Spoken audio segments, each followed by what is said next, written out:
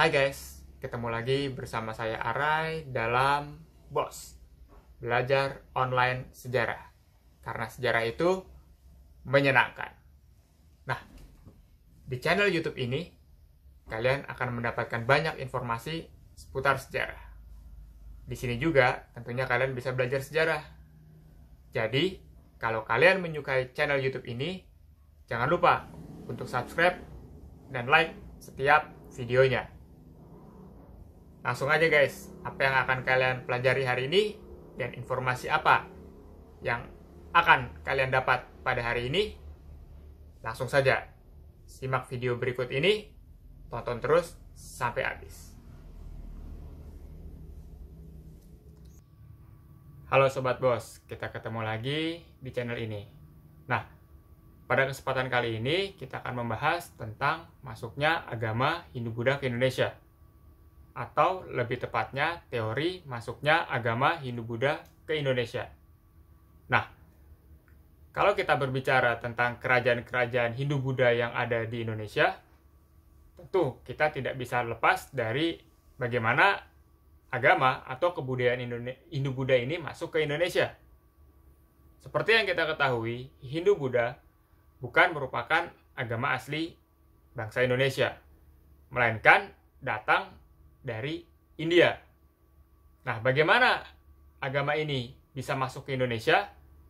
Nah, sebelum kita membahas tentang teori bagaimana agama ini masuk, saya akan menceritakan sedikit tentang bagaimana agama Hindu-Buddha ini lahir. Jadi begini, agama Hindu-Buddha itu merupakan agama yang berasal dari India.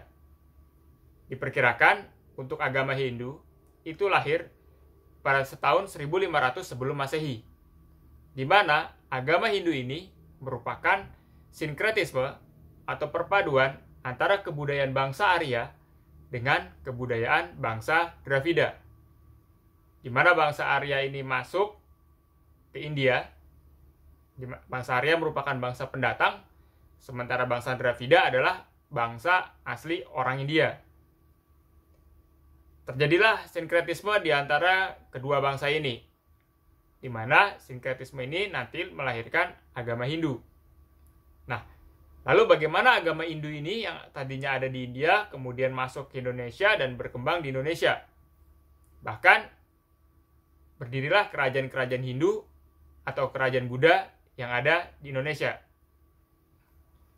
Perlu kalian pahami adalah, pada masa itu, jadi yang perlu kalian pahami adalah pada masa itu, sistem jaringan transportasi hanya bisa dilakukan dengan dua cara. Yang pertama lewat jalur laut, pelayaran, atau yang kedua lewat jalur darat. Nah, dikarenakan India dan Indonesia yang memiliki jarak cukup jauh dan ada bentang lautan di antara keduanya, maka masuknya agama Hindu-Buddha ke Indonesia diperkirakan masuk melalui jalur laut. Nah, untuk masuknya agama Hindu-Buddha itu sendiri ada 5 teori, di mana 4 dari 5 teori ini menggunakan nama-nama kasta yang ada di agama Hindu. Nah, teori apa saja? Untuk teori yang pertama adalah teori Brahmana. Jadi, untuk yang pertama adalah teori Brahmana. Teori ini dikemukakan oleh Van Leur. Jadi, teori Brahmana itu dikemukakan oleh Van Leur. Di mana berdasarkan teori Brahmana ini, agama Hindu atau agama Buddha masuk ke Indonesia itu dibawa oleh golongan pendeta atau kaum Brahmana. Jadi agama Hindu-Buddha masuk ke Indonesia dibawa oleh golongan pendeta atau kaum Brahmana. Setiap teori tentu adanya lebih kurangnya, ada plus minusnya.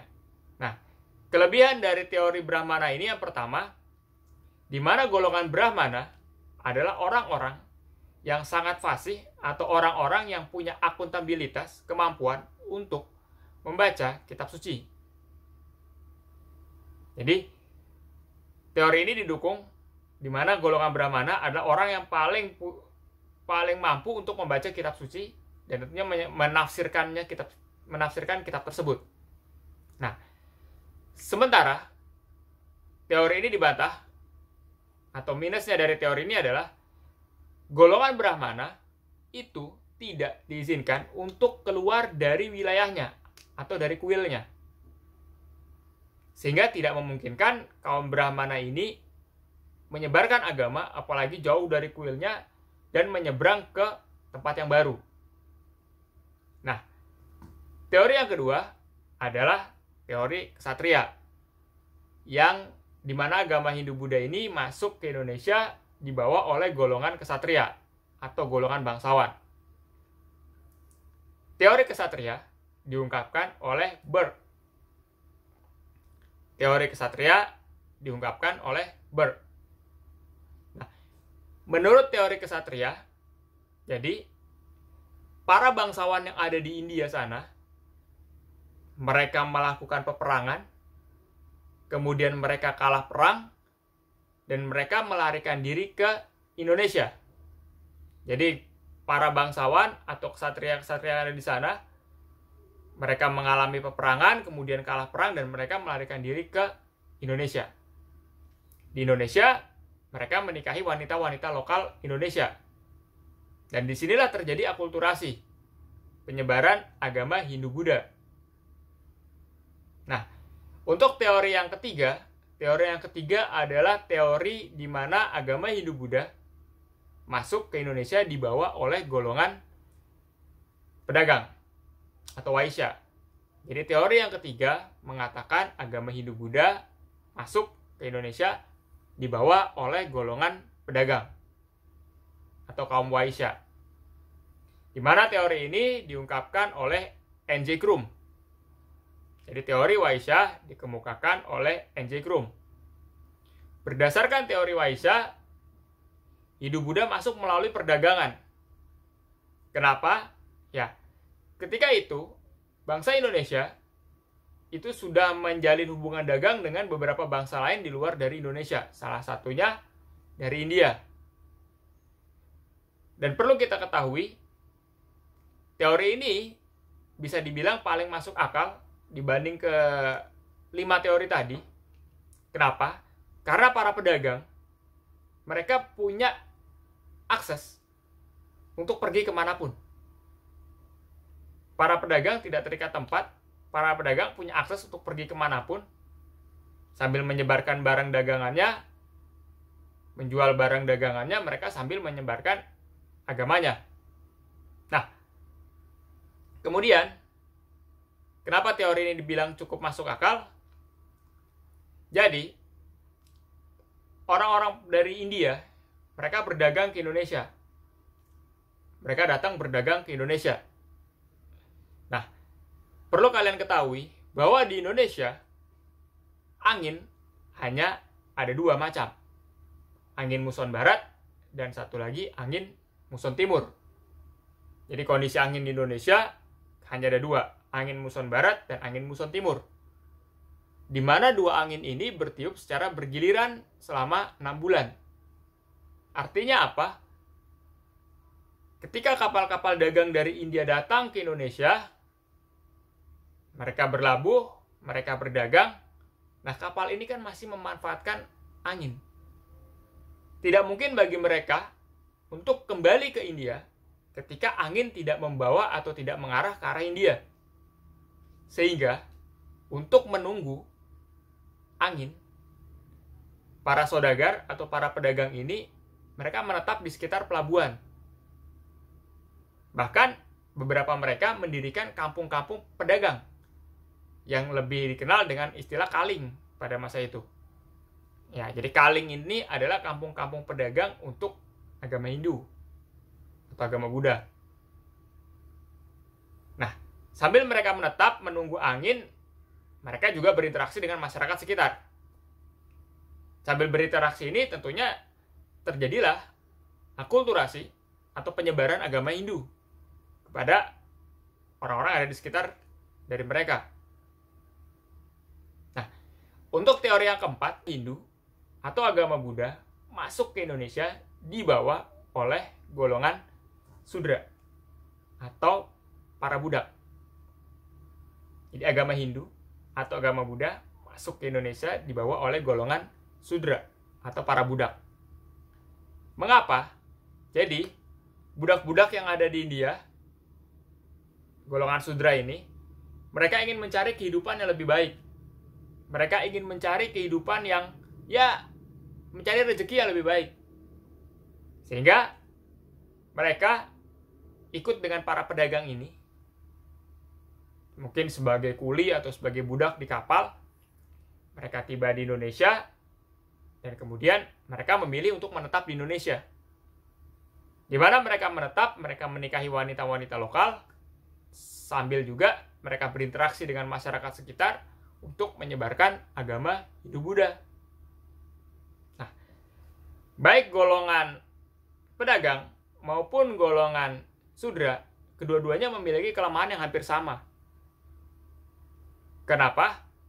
Ya, dua golongan ini, golongan Sudra dan juga golongan pedagang, mereka memiliki ilmu atau bisa dibilang minim dalam menguasai kitab-kitab suci agama Hindu. Jadi, masih ada keraguan bahwa agama Hindu-Buddha disebarkan oleh dua golongan ini. Karena mereka dinilai masih cukup minim dalam menguasai kitab suci agama Hindu. Itu kelemahan untuk dua golongan tadi. Nah, untuk golongan terakhir, ini disebut juga dengan teori arus balik. Golongan terakhir, ini disebut juga dengan teori arus balik. Siapa yang mengungkapkan teori ini? Yang mengungkapkan teori ini adalah F.D.K. Bosch. Jadi F.D.K. Bosch adalah orang yang mengungkapkan teori arus balik ini.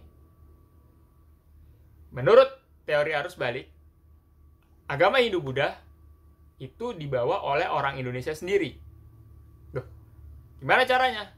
Jadi, teori ini mengatakan ada orang Indonesia, memang dia niat untuk belajar agama Hindu atau agama Buddha, memang dia berniat untuk mempelajari atau memperdalam kedua agama tadi.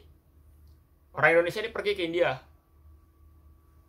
Dia pergi ke India, kemudian dia menetap di India sampai beberapa waktu lamanya, sampai dia bisa menguasai agama Hindu atau agama Buddha. Dan ketika dia sudah cukup menguasai agama Hindu, agama Hindu atau agama Buddha, orang ini kemudian kembali ke Indonesia. Di Indonesia, orang ini lalu menyebarkan agama Hindu-Buddha. Ya, seiring dengan interaksi orang ini dengan orang-orang di sekitarnya, orang ini akhirnya menyebarkan apa yang sudah dia pelajari di India, menyebarkan agama Hindu-Buddha tadi. Nah, itulah kelima teori tentang masuknya agama Hindu-Buddha ke Indonesia. Setiap teori punya kelebihan dan kekurangannya masing-masing. Sampai di sini dulu materi kita tentang teori masuknya agama Hindu-Buddha ke Indonesia. Semoga video ini bermanfaat bagi kalian. Sampai bertemu lagi di video-video kita berikutnya. Salam bos.